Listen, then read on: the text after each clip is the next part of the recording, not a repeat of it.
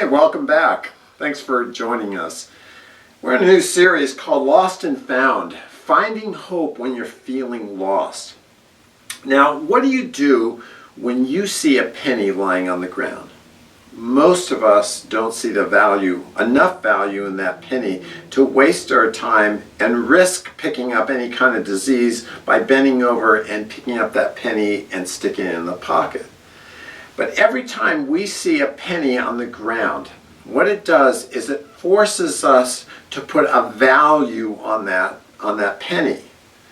Likewise, every Sunday morning when we wake up, we make a decision as to whether we're going to go to church or not, right? We make a decision as to whether it's going to be worth our time to go worship the Lord our God or not. Likewise, every time we choose a seat, even a seat, location in a church, every time we make a value decision about which seat is more important than another seat. See, we're constantly making these decisions about what's important and what's not important. So today, as we're continuing this series, we're looking at another one of Jesus' lost and found stories that's found in Luke 15. And in this story, we're going to look at the process that we go through in deciding what's important for us and what's not. Because we're going to hear this story about this woman who placed a lot of value on a coin that others might have said is not worth looking for or even of celebrating when she found it. I remember last year I was cleaning out our house, and I was cleaning out all these old computer-related items, and I figured I would never probably use any of these again. They were like wires for gadgets that I had gotten rid of. And so I had put them in one of those large baggies, and they had gotten pretty big. Now, what do you do with a bag of chargers and wires that don't go to anything that you have any longer? There used to be a store in Sunnyvale, and here in the Bay Area, or there in the Bay Area, that they would buy, or not buy, they would take all those wires, and they had just rows and rows of wires, and if you needed it, you could go there and buy one. Unfortunately, that store went out of business, and so I saw no value in that bag. I couldn't take it to Goodwill. They didn't want it. And so what do you do with it? Dumped it in the trash. Well, Martha and I are trying to practice a principle of use it or repurpose it for everything. We live in this very small house, and there's little room for things that we're not presently using and only might use in the future. So we're constantly making decisions about, do we really need to keep this, or can we repurpose it? So one of the things that was taking up space and not being used was a sound bar. Now, I had purchased that sound bar a number of years ago to improve the sound on our television, but I could never get it to work consistently, and I couldn't figure out what was wrong with it. And it was clearly collecting dust and using up valuable space. Use it or repurpose it, right? Well, I decided to try one more time to get that soundbar to work before getting rid of it. And I was still struggling with it. I remember one Saturday afternoon when I came up with a novel idea. How about reading the owner's manual that came with the soundbar? Who would have thought that the solution would be found there? Yeah, well, in the manual, there was a picture of a little wire called an optical wire. Now, some of you techies know exactly what an optical wire is and what it does. I didn't know what it was, but I remember seeing it somewhere. Where did I see it? Oh yeah, in that big bag of electric wires that I was throwing away in the trash. Well, lacking pride, I proceeded to search in the trash can and I found the bag, only now the trash can had some wet food items that had been dumped in it, and it was a big mess. But there it was, still in its original package, the optical wire for my soundbar. I plugged it in, and guess what? It worked perfectly. Well, see, the flip side of living the use it or repurpose it principle is that sometimes we throw something away that later we wish we hadn't. And we just don't know what is going to be valuable one day. And that's the fear of every hoarder, isn't it? If I just hadn't gotten rid of that Shelby Mustang when I was a teenager, or whatever it was that's risen in value. We think everything that we have is one day going to make us a millionaire. And so hoarders just keep piling it up. Not a very healthy thing to do. We have to make decision what's important to keep and what's not. Well, Jesus told the story about a woman who lost her coin and then went to great effort to find it. And that's found in Luke chapter 15, verse 8. Or suppose a woman has 10 silver coins and loses one. Doesn't she light a lamp, sweep the house, and search carefully until she finds it? Yeah, what do you think was so important to that woman to find that coin? Maybe it was like the 1913 U.S. nickel that was pressed without approval of the U.S. Mint because it had switched the 5-cent piece design from the Lady Liberty to a profile of a Native American. Only 5 managed to make their way into the public domain, the most expensive of which has been sold for $3.7 million in the past. And I've read that it's estimated that if one was found in mint condition today, it could be worth $20 million alone. Now that's the coin that I'm out looking for. And remember now, if I find it, I will give 10% to the church that I'm a part of. So you can be praying that I find that coin. Now, I don't think that was the case with this woman's coin, $20 million. No, its importance was because in the day that she was married women would wear a headband made up of coins strung together that were given to her by her father. This headband served several functions in the life of the married woman at that time. Number one, it declared her status as a married woman, kind of like a wedding band does for us today. Number two, those coins declared her independence. They were kind of like a constant reminder to her and to her husband that if he divorced her, she'd be able to make a fresh start. One coin was the equivalent of one day's wages. So evidently in this story, she and her husband had been very poor because she only possessed 10 coins. Wealthy women of that day would have had, well, headbands comprising of dozens of coins. But at least she had 10 coins, 10 days of labor.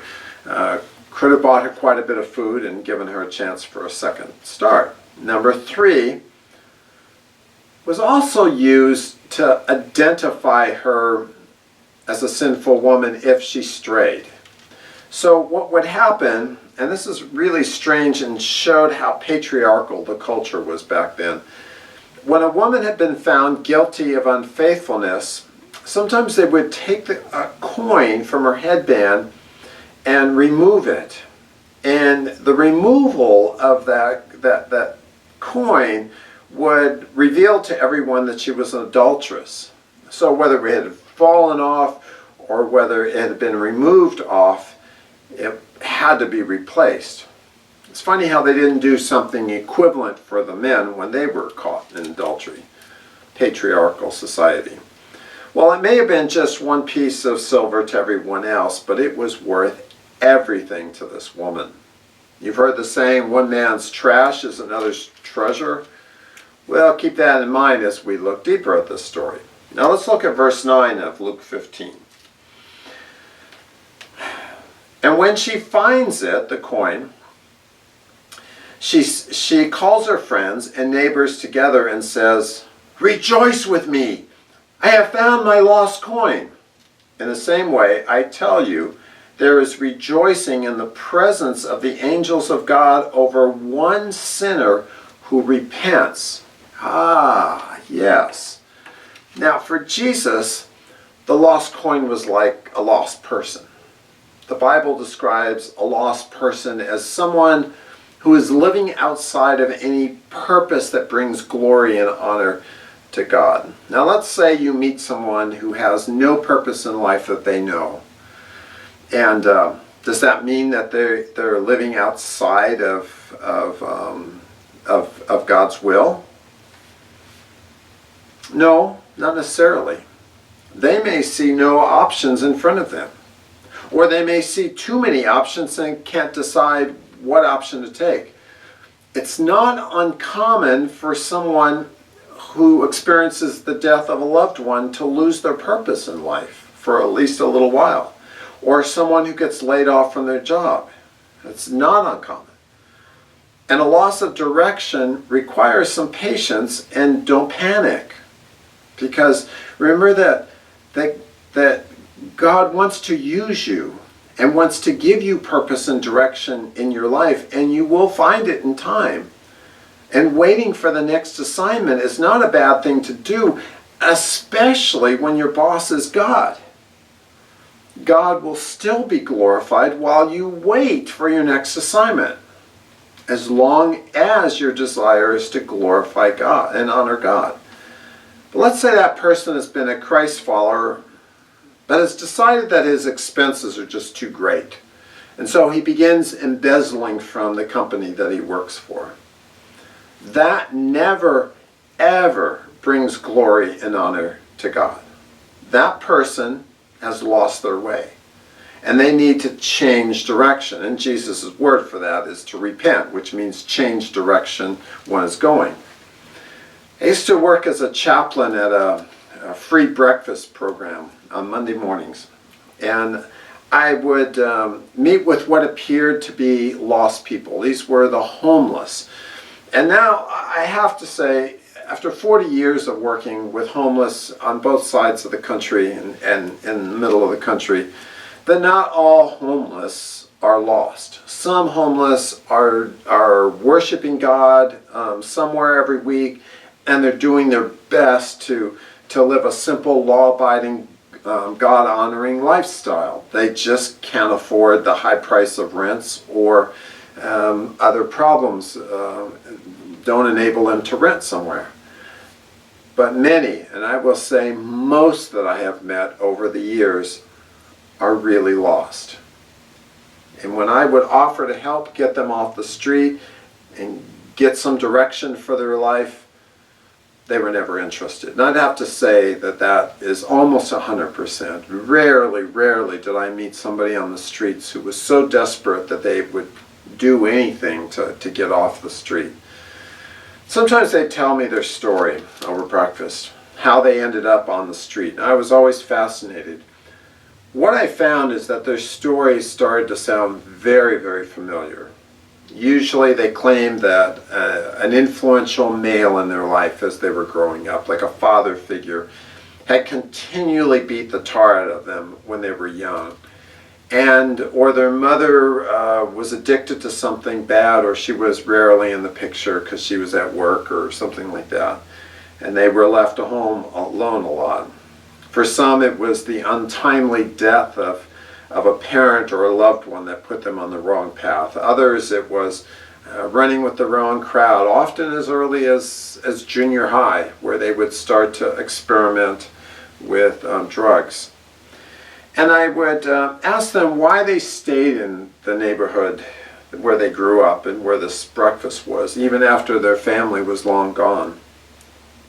And usually they would say, besides not getting along with their family, they were glad their family was gone from the neighborhood. They often told me that at least the streets The very streets were familiar to them. Now there were different people living in the houses. The streets looked a little bit different with new buildings and things like that perhaps.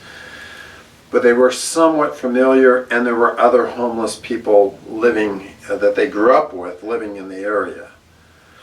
And that's all they had for familiarity in their life. They lost their way, and the familiarity of the streets is all they had left to give them some direction. One of the breakfast guests told me that he was living on the streets, and when he had been living on the streets. And when he said that he wasn't a very religious person, but that he just knew that living on the streets wasn't what the lifestyle or the purpose that a higher being had for his life. It just couldn't be. He didn't know what purpose he had in his life, but he knew street living wasn't it.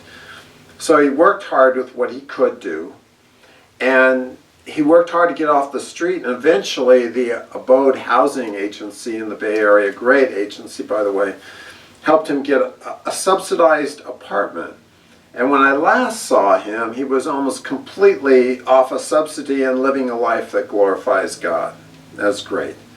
See, God made humans for one purpose, and that's to bring glory and honor to Him. Drunk and spending the night on the street doesn't bring glory and honor to God. So when a person has lost their way, as I just described, and that person is found and begins a daily relationship with Jesus Christ by the power of God, that life can then become more of what God designed it to be in the first place. But lostness just doesn't just come from drugs or alcohol. No. It can also come from the death of a loved one, or the loss of a job, or an untimely accident, or a sickness. Things that are sometimes out of our control. Lostness can come from anywhere that throws our direction and our expectations off. Maybe you've gone through something like that. Think of the difficult factors that have changed the direction of your life in the past. So why did Jesus tell this story? He was speaking to a group of tax collectors, guys who didn't see any value in their fellow Jews other than a means to make them rich. We've all met salespeople like that. They don't care that you're on a fixed income and can't afford the $1,200 television that they're trying to sell you. All you are to them is just another number in their monthly commissions. But present also for this talk were what Luke called sinners. People who lived a lifestyle contrary to what contrary to their own values. Well, in other words, if they valued becoming like God, but lived like the devil, they were living contrary to at least their own one very important value in their life. God's command is to love our neighbor as yourself, and they weren't doing that, and it was eating away at them. There was another group of people Jesus was talking to, and they were the Pharisees and teachers of the law who believed they were living consistently with God's values. Yet tax collectors and sinners were to them, well, like pennies lying on the street for us, not worth redeeming. What Jesus wanted to convey with his story was that, well, being his follower meant valuing everyone, regardless of what country they're born in or what religion they adhere to. You know, being a follower of Jesus means we look at people differently than the world looks at them. We use whatever resources God has blessed us with to help someone who has less. And this sort of defines what being a follower of Jesus is. So if the lost coin is the lost person, who did the woman represent in Jesus' story? And this is where it gets really interesting, because Jesus differs from the culture of that day in so many ways. What he does is he has God represented by a woman. No other teacher, leader in that era, in that culture, would have done that, in that patriarchal culture that Jesus lived in. But remember, God made humans male and female to reflect his image, and Jesus continually made that point through his storytelling and through his examples. And just as the woman realized that a coin had been lost and then sprang into action to get it restored, God springs into action whenever one of his own becomes lost. So, maybe you've had a big loss in your life, and you just don't know where to go. You just don't even know whether you can trust God or not anymore. And so what do you do with your life? It's a hard time right there. Know that if you're feeling lost, God is out looking for you. God is like this woman who frantically goes out searching to find that coin.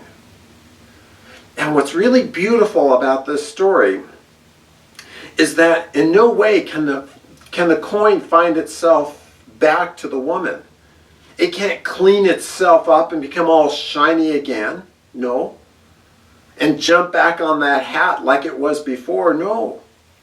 That's to illustrate that a lost person, when we're lost, we can't deliver ourselves either.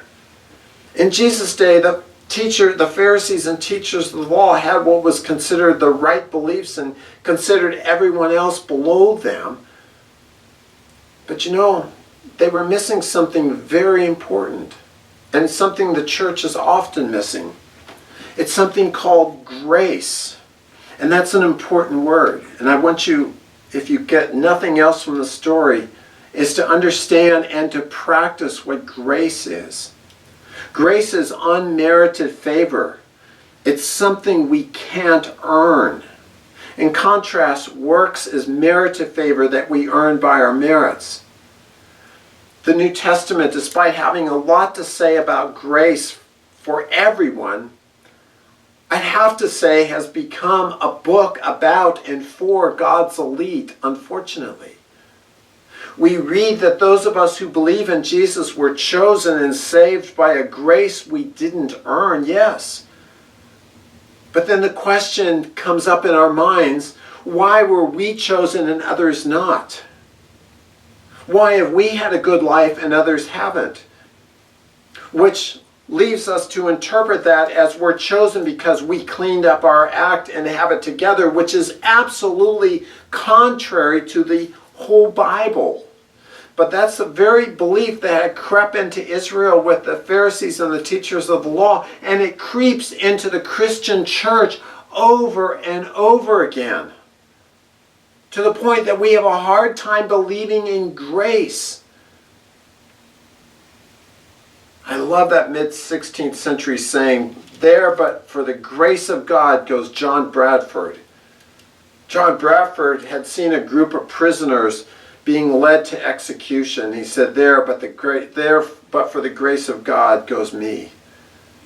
Apostle Paul, writing about himself in 1 Corinthians 15:8 says, "Last of all, as to one born abnormally, he appeared to me. For I am the least of the apostles, not fit to be called an apostle, because I persecuted the church of God. But by the grace of God, I am what I am." Now, if I were to ask you, why should God forgive you? And you answer, because Jesus died for my sins as a gift to me, and not because I've been good enough, you'd be acknowledging grace. But if you look at people who disagree with you, like the Muslims or the liberals or the conservatives, as people you don't want to see flourish, you're living by works and not by grace. Ephesians 2:8-9 says, "We are saved by grace and not by works." Grace is God despite owning everything in the world. Owning everything in the world. Here is the wealthiest being sifting through the filthiest dumpsters of human life, seeking those whom society has discarded or have lost their place in life, sometimes us. Grace is God looking at you through the eyes of his love, seeing you as being worthy of his Son despite what you have done. Grace is God looking at us in our messes and saying, you're worth it, and bending over and picking us up. So every time we see a penny on the ground, may it be a reminder to us that even the wealthiest and smartest among us have just about as much value to God as that penny, and yet God has never hesitated to stop, bend over, and pick us up. God sees a whole lot more value in us than we see in ourselves. And that's what Jesus dying on the cross is all about. So are you living by works or by grace? And I want to say this as I close. If you're feeling lost, rejoice, because God is looking for you. And when God is looking for you, you will be found. What you need to do is stay on the straight and narrow. Don't make foolish decisions. Go get some help. Don't make rash decisions. Just be patient. God will reveal himself to you because you are worthy of being redeemed and used by God. Be patient. God's not finished with you yet. Thanks for tuning in. God bless.